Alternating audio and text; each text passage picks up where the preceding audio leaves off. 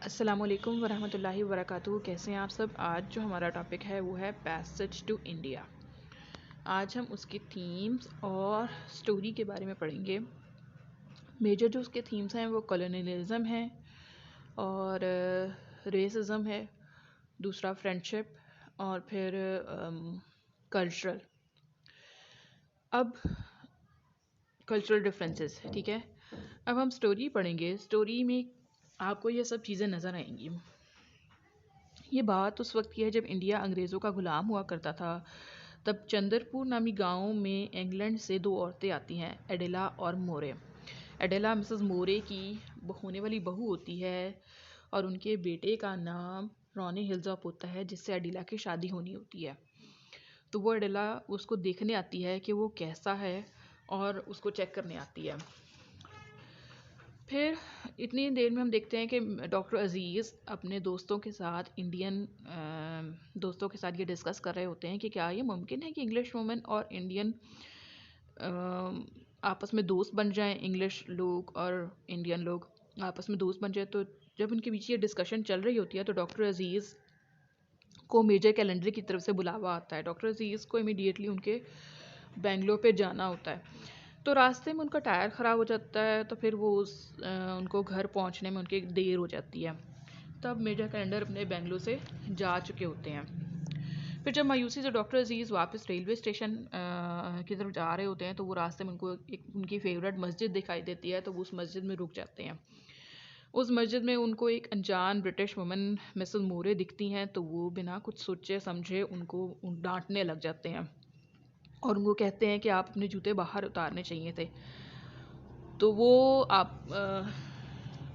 ऐसे में फिर मिसेस मोरे उनको कहती हैं कि मैंने जूते अपने बाहर उतार रखे हैं, मैं ना नेटिव्स कस्टम का एहतराम करती हूँ। डॉक्टर अजीज़ ये देखकर इम्प्रेस हो जाते हैं। वो काफ़ी देर आपस में बातचीत करने लग जाते हैं। तो वो उस दौरान वो एक दूसरे के दोस्त बन जाते हैं। अब जब मिसेस मोरे घर जाती हैं तो वो अपने ना ब्रिटिश क्लब लौटती हैं। तो वो अपने मस्जिद के एक्सपीरियंस को ना घर वालों को बताती हैं अपने। तो पहले तो उनके बेटे को रॉनी को ये लगता है कि उनकी माँ ब्रिटिश मैन से बात कर रही होंगी। तो जब उनको ये पता चलता है कि उनकी माँ हिंदुस्तानी से बात कर रही थी तो वो बहुत गुस्सा हो जाता है कि उनको किसी इंडियन से बात नहीं करनी चाहिए थी। तो वो डांटने लगता है। तो इसके बाद ना अडेला कहती है कि उसने इंडिया कभी देखा ही नहीं है और इसलिए इंडिया कैसा है, उसके ट्रेडिशंस, उसके कस्टम्स कैसे हैं। तो वहाँ मिस्टर ट्यूटन होते हैं, मिस्टर ट्यूटन नाम के एक शख्स जो टैक्स कलेक्टर होते हैं, वो कहते हैं कि मैं एक ब्रिज पार्टी अनाउंस कर देता हूँ, तो ऑर्गेनाइज़ कर देता हूँ। उसके तवस्सुत से आपको ना एडेला और मिसेस मोरे इंडियंस से मिल सकेंगी, उनके कस्टम्स और उनके ट्रेडिशंस को जान सकेंगी। मिस्टर ट्यूटन पार्टी को ऑर्गेनाइज़ करते हैं। मिस्टर ट्यूटन पार्टी ऑर्गेनाइज़ करते हैं। तो इस पार्टी में ना गिने चुने लोगों को वो इनवाइट करते हैं। लास्ट में जाकर ये पार्टी फेल हो जाती है क्योंकि उस पार्टी में कोई ब्रिटिशर कोई इंडियन आपस में ये लोग बात ही नहीं करते, ना ही कोई अच्छे से घुल मिल पाते हैं। तो बस मिस्टर फील्डिंग होते हैं जो लोगों से बातचीत भी कर रहे होते हैं और वो लोगों से घुल मिल भी रहे होते हैं। और वो इस बात से इम्प्रेस हो जाते हैं कि एडेला और मिसेस मोरे भी इंडियन लोगों से बातचीत कर रही हैं और उनसे घुल मिल रही हैं। इस दौरान वो लोग आपस में मिसेस मोरे, एडेला, ये लोग सब आपस में ना और फील्डिंग, ये लोग आपस में टी पार्टी ऑर्गेनाइज़ करने की डिसीजन कर लेते हैं कि हम एक घर में ना टी और पार्टी ऑर्गेनाइज़ करेंगे। फिर वो टी और पार्टी ऑर्गेनाइज़ करते हैं तो वो प्रोफेसर नारायण को भी उस पार्टी में बुला लेते हैं। और एडेला की एक रिक्वेस्ट पे डॉक्टर अजीज़ भी उस पार्टी में शामिल हो जाते हैं। फील्डिंग उनको शामिल कर लेते हैं। फिर इस टी पार्टी में वो लोग अच्छे से वक्त गुजारते हैं। सब लोग अच्छे से बात करते हैं, वेस्टर्न ट्रेडिशंस के बारे में बात करते हैं, ईस्टर्न ट्रेडिशंस के बारे में बात करते हैं। फिर वो मिस्टर फील्डिंग और डॉक्टर अजीज़ की अच्छी से दोस्ती हो जाती है। तो वो डॉक्टर अजीज़ कहते हैं कि मैं आपको मैराबर केव्स घुमाने का वादा करता हूँ कि मैं आपको मैराबर केव्स घुमाऊँगा। तो फिर इतनी देर में रॉनी जो उनके बेटे होते हैं मिसेस मोरे के, वो उन लोगों को लेने आ जाते हैं, एडेला और मिसेस मोरे को। तो वहाँ पे फिर जो रॉनी होते हैं ना, वो ये देख के गुस्सा हो जाते हैं कि एडेला ना उनसे अकेले में बात कर रही है डॉक्टर अजीज़ से, तो वो मिस्टर फील्डिंग से बहुत गुस्से हो जाते हैं कि ऐसा कैसे हो सकता है कि इंडियन मैन से एक ब्रिटिश वुमन बात करे। तो इस बात पे वो भड़क जाते हैं। तो एडेला ना उनसे मंगनी तोड़ने की कर लेती है बात। फिर जब वो वापस जाते हैं तो रास्ते में एक्सीडेंट हो जाता है। एक्सीडेंट से उनके दरमियान नज़दीकी आ जाती हैं। तो फिर एडेला ना अपनी मंगनी अनाउंस कर देती है दोबारा रॉनी हिल्सडॉप के साथ। अब नेक्स्ट सीन में मैराबर केव्स हैं। मैराबर केव्स जिस दिन सब लोग ये घूमने जाते हैं तो सायरन और नारायण दोनों अपना ट्रेन मिस कर देते हैं और डॉक्टर अजीज़, एडेला और मोरे एक साथ केव्स देखने चले जाते हैं, आगे बढ़ जाते हैं। तो जब केव्स देखने का एक हिस्से में जाते हैं तो मिसेस मोरे को ना क्लॉस्ट्रोफोबिया डिजीज़ होती है। अब ये क्लॉस्ट्रोफोबिया डिजीज़ क्या होती है? क्लॉस्ट्रोफोबिया डिजीज़ ये होता है कि जब आप किसी तंग या छोटी जगहों पर जाते हैं ना तो इंसान को घबराहट होने लग जाती है और डर भी लगने लग जाता है और कानों में अजीब सी आवाज़ें भी आना शुरू हो जाती हैं। तो जब मिसेस मोरे वहाँ होती हैं तो वो डिस्टर्ब हो जाती हैं, उनके कानों में अजीब सी आवाज़ें आना शुरू हो जाती हैं, तो वो अजीब से हिल्स होती हैं। तो वो डॉक्टर अजीज़ और एडेला, मिसेस मोरे वहीं रह जाती हैं और डॉक्टर अजीज़, एडेला एक गाइड के साथ आगे अपनी जर्नी कंटिन्यू करते हैं। डॉक्टर अजीज़ जर्नी के दौरान ऊंचाइयों में चढ़ने पे मिसेस डॉक्टर एडेला की मदद करते हैं। तो डॉक्टर अजीज़ से एडेला एक सवाल करती है कि क्या उनकी कोई वाइफ है या एक से ज़्यादा कोई वाइफ हैं। तो डॉक्टर अजीज़ को इस बात का बुरा लग जाता है, तो वो वापस नॉर्मल होने के लिए ना आगे निकल जाते हैं। तो वो देखते हैं कि जब वो वापस आते हैं नॉर्मल होके तो वहाँ देखते हैं कि एडेला भी नहीं है और गाइड वहाँ पर अकेला खड़ा हुआ है। तो वो पूछते हैं एडेला कहाँ है? तो वो कहता है कि एडेला खुद ही आगे केव्स को एक्सप्लोर करने के लिए आगे चली गई है। काफ़ी देर ढूंढने के बाद एडेला उनको नहीं मिलती, तो वो यही समझते हैं कि एडेला कहीं खो गई है। तो वो गुस्से में आकर गाइड को मारकर भगा देते हैं। तो वो खुद ही इधर उधर देखने शुरू हो जाते हैं। तो उनको एक टूटा हुआ बायनॉकुलर और फील्ड ग्लासेस मिलती हैं। जब वो देखते हैं कि एडेला, फिर वो इधर उधर घूमते हैं और देखते हैं कि एडेला एक ब्रिटिश वुमन जिसका नाम मिस डेरिक है वो उनसे बात करती दिखाई देती हैं और मिस फील्डिंग भी, और वो मिस फील्डिंग के साथ मिस्टर फील्डिंग के साथ एक कार में आई होती हैं। तो डॉक्टर अजीज़ जल्दी जल्दी वहाँ से मिसेस मोरे को लेकर उन सब के पास पहुँचते हैं। जब डॉक्टर अजीज़ वहाँ कुछ पूछ ही रहे होते हैं तो इतने में एडेला वहाँ से कुछ कहे बगैर मिस डेरिक के साथ उनकी गाड़ी में चली जाती है।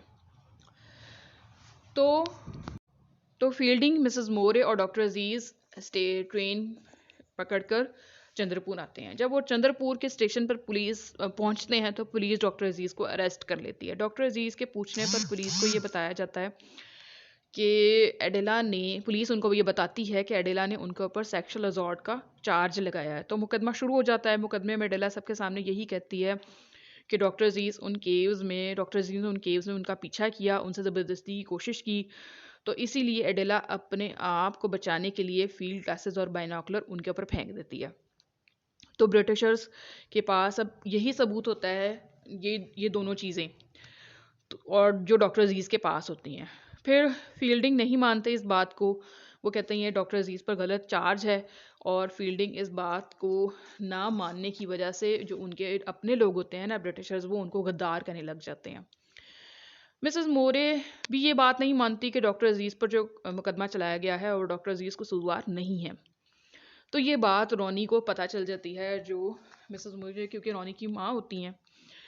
तो डॉक्टर अजीज़ को वो जब अगली गवाही देने जाने के लिए तैयार होती हैं ना तो रोनी उनको इतनी देर में इंग्लैंड के लिए रवाना कर देता है। उस दौरान सफ़र के दौरान, क्योंकि गवाही से रोकने के लिए वो उनको इंग्लैंड के लिए रवाना कर देता है, तो सफ़र के दौरान उनको डेथ हो जाती है उनकी। तो मुकदमे के जब आखिरी दिन एडेला से दोबारा सवाल किया जाता है कि डॉक्टर अजीज़ कसूरवार हैं, तो और क्या ये सच है? तो एडेला तो उस टाइम थोड़ी कंफ्यूज हो जाती है और फिर वो उस हादसे को अच्छी तरह याद करती है और उनको बताती है कि असल में जो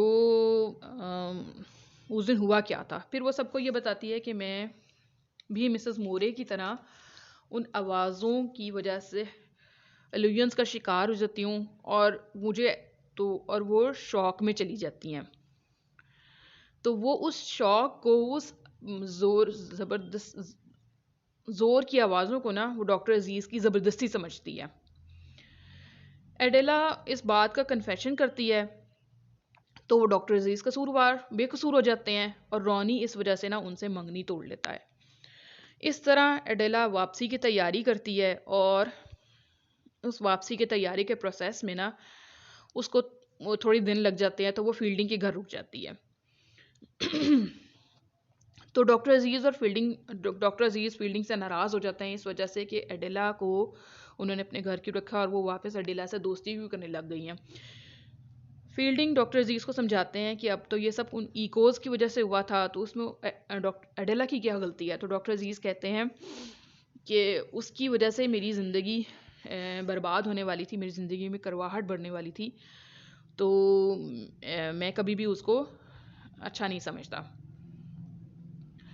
अब जब सारा केस क्लियर हो जाता है तो फिर जो फील्डिंग होता है ना वो भी एडेला के साथ इंग्लैंड वापस चले जाते हैं, क्योंकि डॉक्टर अजीज़ का भी के साथ भी उसकी दोस्ती नहीं रहती।